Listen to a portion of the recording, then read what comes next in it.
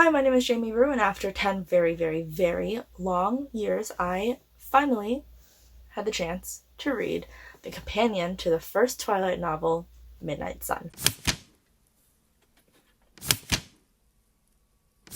Okay, so sadly I don't have a physical copy of Midnight Sun on me right now because my copy hasn't shipped yet, because I got it through an event that Stephanie Meyer is having and they're shipping it still, and I don't know where it is. But I bought it on the Kindle last night, so I read it the second it came out, basically.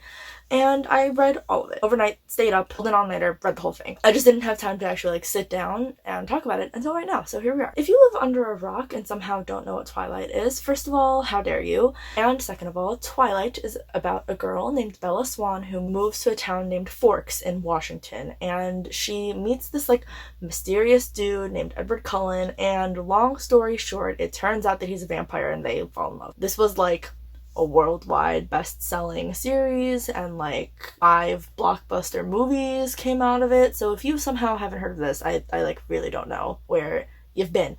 But basically everyone has an opinion on Twilight already, so I'm not really here to change people's minds. If you hate it, you're gonna keep hating it. Please just don't leave hate comments. I'm just not here for it. We can talk about that another time. And if you love Twilight, you're gonna love it. But what is the deal with Midnight Sun? So Midnight Sun is Twilight, but from Edward's perspective. This book has been literally 12 years in the making, because Stephanie Meyer started writing this in 2008 and it leaked and she was heartbroken and stopped writing it. So we as fans were never sure if we were gonna get it. So this is my most anticipated book of my whole life, basically, and to say I was excited that it was being published is a massive understatement. But here we are, and I've read it, and did it live up to my expectations? The answer is pretty much yes. Pretty much yes. There are some things that didn't, and I will get into that later in a more spoilery section, but basically it is what you hope Twilight and Edward's point of view is going to be. For those of you who liked Twilight, if you liked it for the voice, then this has a very different voice. Edward is a much more pessimistic, much more serious, self-loathing, anxious personality, and that really bleeds through in the writing. Also, his just cadence is a lot older sounding. Words. But so it's written quite differently from Twilight is. I liked that personally. The whole book also just has a much darker feeling to it because you are getting such a deep look into a vampire's life. You hear about murder, you hear about the bloodlust that they experience, you hear about a lot of pretty gruesome stuff, and it's a lot more grim than the first Twilight book seemed to be. I enjoyed that personally. You might not necessarily be a fan if you liked kind of the more lightheartedness of Twilight, but overall, no complaints. Stephanie Meyer, you killed it. Thank you so much for finally releasing this book. When I was in 7th grade, I used to carry this book around with me in a binder. I physically printed out the PDF that she had posted of the chapters that had leaked, and I put it in a binder and created a front cover and a back cover and a title page and everything, and put it in a binder and took it to school with me so I could read it during school. It was my favorite thing to read. I had things just fully memorized. Seeing how much of it changed in this published version was so cool, and I loved every second of it, and thank you. So for those of you who don't want spoilers for this book, I don't know why you're here, but leave now if you don't want spoilers, because it's about to get all spoilery up in here.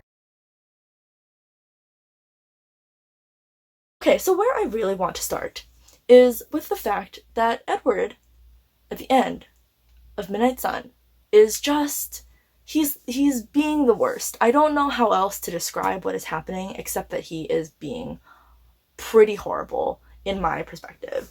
So every Twilight fan, when you read the end of Twilight and you move on to New Moon, you imagine that they had this great summer together, and it was all laughs and carefree and summer air and blah blah blah blah blah, and it does not, from Edward's perspective, seem like that is what happened.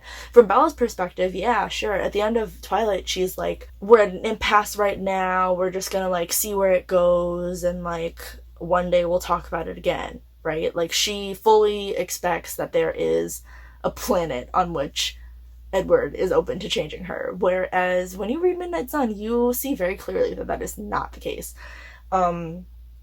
Edward, at the end of Midnight Sun, like, when he takes her to prom, is straight up like, I'm gonna leave her. I'm trying to build up the strength to leave her. While I'm with her, I want her to have these experiences. Honestly, like, feels kind of very dickish to me in a way that even, like, him, like, stalking her didn't bother me as much as him, like, kind of pretending that this was a long-term relationship for him bothered me. Like, because in his mind, he's like, I'm gonna break up with her. And he knows that. And, like, and it's not because he doesn't love her, it's because he wants to protect her. But, like, at this point in my life, that is not a good enough excuse for him to blatantly, every second that they're together, be like, I'm gonna leave you soon. And it's like, what are you even talking about? Edward Cullen is one of my favorite book guys of all time. Like, he is, I love him to death. And, like, I feel so bad for him and his self-loathing nature. That's how my book boyfriend taste leans, specifically just because of Edward, like, that whole self-loathing thing. But this is too much. It's too far. It's too much. It makes me mad. It just straight up pisses me off. And I don't know. Like, I don't know. This book was so hard to read because the whole time he's like, I'm drawn to Bella, but I want to kill her, but I like her, but I can't talk to her, but I love her, but I can't be with her because I don't want her to be a vampire and I don't want to kill her, and, like, can we kiss, and blah blah blah blah blah. And it's just this whole back and forth. It wasn't in the movie where she's like, you're giving me whiplash, because, like, same girl, same. I also had whiplash reading this damn book because, like, what the heck? Like, even when they got together, there wasn't really, even in Mind Over Matter, when he seemed, like, so happy, like, right after that, basically, he's, like, all doom and despair again. And you're like, why can't you just take a couple seconds to be fully just, like, happy where you are? I don't understand. Just be happy and, like, accept that you can be happy for a hot second. Like, you even said it to Rosalie. A conversation he had with Rosalie where he was like, can't you just let me be happy for however long this lasts? I don't want to turn her. That's not what I want to do. So, like, just let me live for a little bit, you know? And when he says that to Rosalie, she's like, all right, I'll try. And then, like, Edward, why can't you try to do the exact thing that you asked Rosalie to let you try to do? Like, I don't understand. God, he's just, like, so infuriating. And, like, I love him, but what? Anyway, some of the changes that happened from the draft to the published book, I kind of don't like that much, but I think it's just because I had the draft so firmly rooted in my head that having that changed in any way is, like, really jarring to me. Like, there were several times where I was expecting a line to come and it didn't come, and I was like, what just happened? My brain malfunctioned. What is going on? Like, I'm not used to that feeling.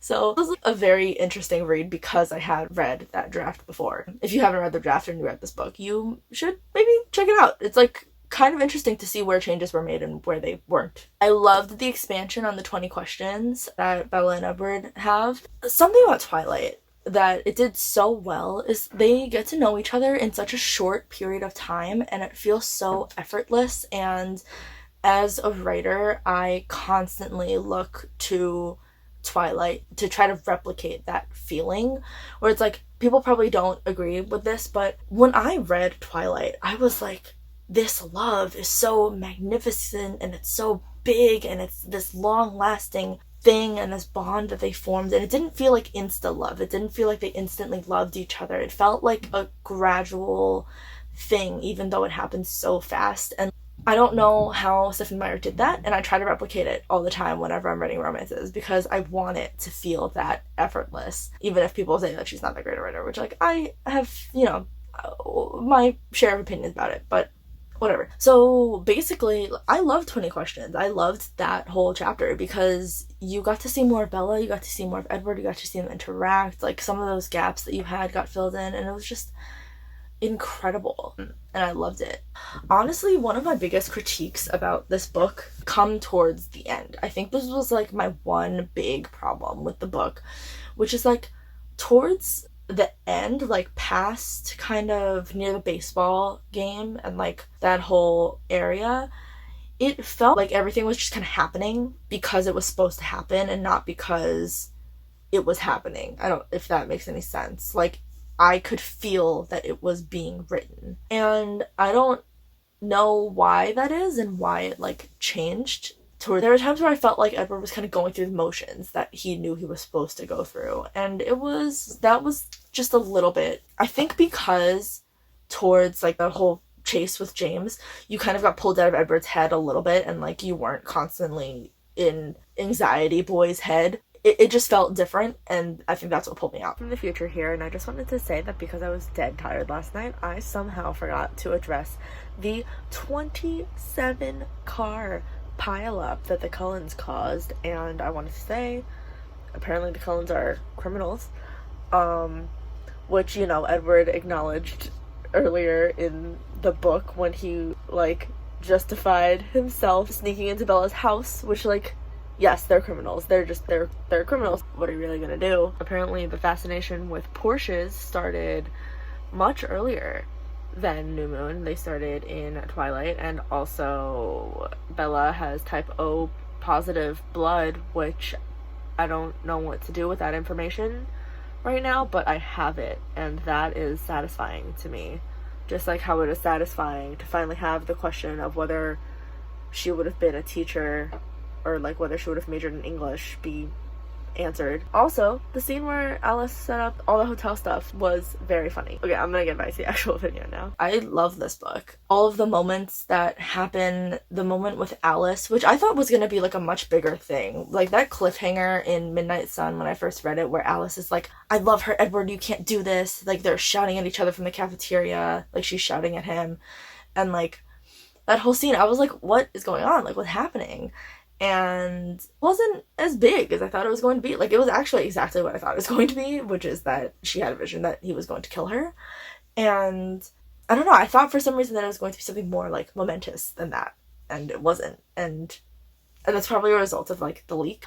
I really liked that Edward had a moment with each of his siblings during this book, and I think a lot of this book honestly was centered around humanizing Rosalie in a way that I wasn't expecting. To be fair, I still don't think Rose comes across as like a particularly good person, especially when James's coven gets involved, but I think the fact that she is envious of Bella's life, not only envious that Edward likes Bella, is like a good clarification to put in there, and I'm glad it happened. And I really liked that whole conversation that he had with Rosalie before Bella came over. All his moments with Emmett were great. I still love that scene where Edward gets Angela and Ben together, which, like, if you had only read the full Twilight series, like without Midnight Sun, you would never know that. But if just like so cool that happened, and you had no idea until we read Midnight Sun, and you were like, oh, like that's why they got together. Like, that's so weird.